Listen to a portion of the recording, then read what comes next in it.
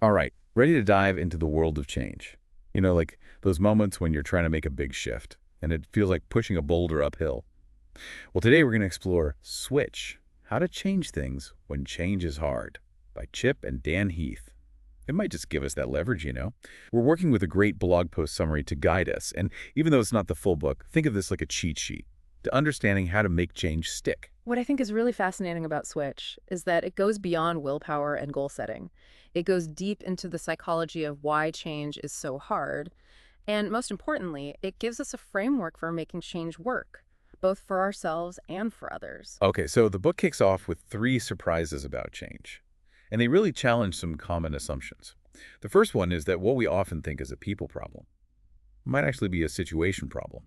It's so easy to blame ourselves or others when change fails. But the Heath brothers argue that our environment plays a much bigger role than we realize.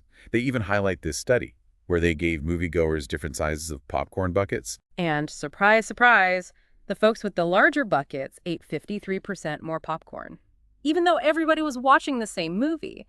It's such a clear example of how even subtle changes to our surroundings can significantly impact our behavior. Yeah, it makes you think about how much we're unconsciously influenced by our environment. Now, the second surprise is that what we often see as laziness Hmm. might actually be exhaustion. I know I'm guilty of underestimating how much mental energy it takes to make a change, especially when it comes to breaking old habits. Absolutely. And that leads right into the third surprise, which is that what looks like resistance to change could just be a lack of clarity. Think about it. If you're not sure what's expected of you or why a change is even necessary, are you really going to embrace it? Probably not. That's a really good point. So we've got these three surprises. Context matters, change is tiring, and clear directions are key. Mm. But how do we actually put this into practice? Well, that's where the Heath brothers introduced this great metaphor: the rider, the elephant, and the path. This is the core framework of the book. And it's brilliant because it captures the different forces at play. When we're trying to make a change, picture this. You've got the rider, that's our logical side, the one who sets goals and plans things out. Then you've got the elephant. That's our emotional side, driven by feelings and instincts. And finally, there's the path, which represents the environment where all of this is happening. Okay, I'm starting to see the picture here, Hmm. and I have to say, it's already making a lot more sense than just trying to willpower my way through change. So the Heath brothers say that to succeed, we need to address all three: direct the Wow. rider, motivate the elephant, and shape the path. And if any one of these is missing, well, good luck making that change happen. Exactly. So let's start with the rider. We already know that clarity is key, but how do we give the rider the clear direction it needs? The book offers a few practical tools. For overcoming that analysis paralysis we all face sometimes, one technique they highlight is the miracle question. It's about envisioning a world where the problems magically disappear. Ooh, I like where this is going. It's like positive thinking, but more concrete. Yeah. So how does this miracle question work? Well, it prompts you to think, what would be the first tiny sign you'd notice that things are different? By focusing on this small detail, you shift your attention from the problem itself to the solution. And speaking of solutions, the book also introduces the exception question. Wait, hold on. I need to hear more about this exception question Yeah. because I have a tendency to fixate on what's going wrong. Well, the exception question. It encourages you to look for those moments when things actually go right. It asks, when was the last time you saw even a glimpse of the desired outcome? By focusing on those bright spots, you can start to figure out what's working and build on those successes. So instead of focusing on the problem, we're looking for those glimmers of hope, those little victories that show us change is actually possible. It's like a little trail of breadcrumbs leading us toward the change we want to see. Exactly. And that's how you start to give the rider the direction it needs, not by trying to solve everything at once, but by finding those smaller, achievable steps that move you forward. And that brings us to the next point they make: scripting the critical moves. It's basically breaking the change down into smaller steps. You got it. It's about creating a roadmap for the rider, outlining what needs to be done at each stage. By giving these specific instructions, you're getting rid of the ambiguity and making the change feel less overwhelming. That's such a powerful way to think about it. By breaking things down, providing clear instructions, we're giving the rider the confidence to actually take action. But wait a minute, what about the elephant? We can't forget about our emotions when it comes to change. You're absolutely right. We can't just ignore the elephant. And that's exactly where we're headed next, how to motivate that emotional side of ourselves and make sure it's on board for the journey. Welcome back to our deep dive into Switch. So in the last part, we started exploring those surprising truths about change and that really clever metaphor of the rider, the elephant, and the path. Yeah, and you really helped me see how those three elements, like giving the rider clear direction, motivating the elephant with emotion, and shaping the path, they're all crucial for making change stick. But now I'm really curious about how we actually put those ideas into practice. Well, one key takeaway is that we have to tailor our approach to each of those elements. So, like with the writer, we need to find ways to address its tendency to overthink and get stuck in analysis. I'm definitely guilty of overthinking things. Earlier, we talked about the miracle question and the exception question as tools for helping the writer focus on solutions and possibilities. What other strategies does the book suggest for, like, keeping the writer on track?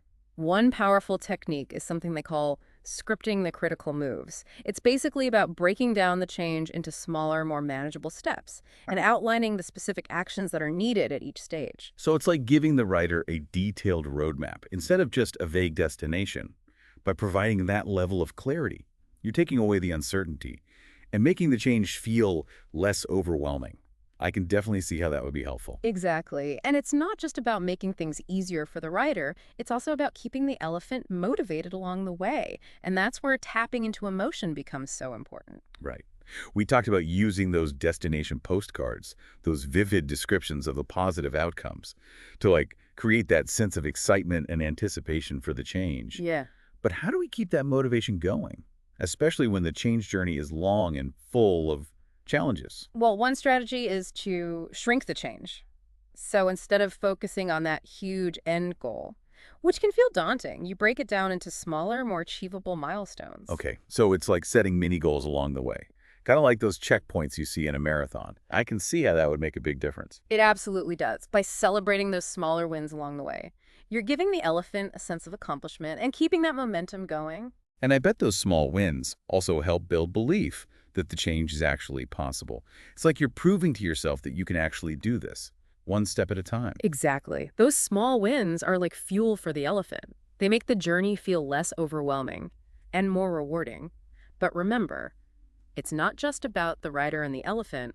We also have to shape the path to make it easier for both of them to move forward. We talked about that example from the book, where hospitals reduced medication errors by giving nurses special vests to wear while they were administering medication.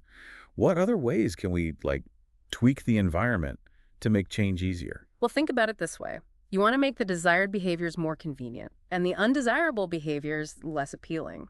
Like, if you're trying to eat healthier, you could get rid of all those tempting snacks from your pantry and stock your fridge with fresh fruits and veggies. Ah, so it's about removing those temptations and making the healthier choice the easier choice. That takes away a lot of the willpower struggle. Exactly. It's about designing your environment to nudge you in the right direction. But we also have to consider the powered habits when it comes to shaping the path. Habits are so fascinating to me because once they're formed, they just become automatic and they need so much less mental effort. But how do you actually form new habits, especially when it involves breaking old patterns? One really effective technique is to use what they call action triggers. These are specific cues that prompt you to perform a particular action. So for example, you could decide that every time you finish your morning coffee, you'll immediately go for a 15-minute walk. So you're basically linking the desired behavior, which is the walk, to a specific trigger, which is finishing your coffee.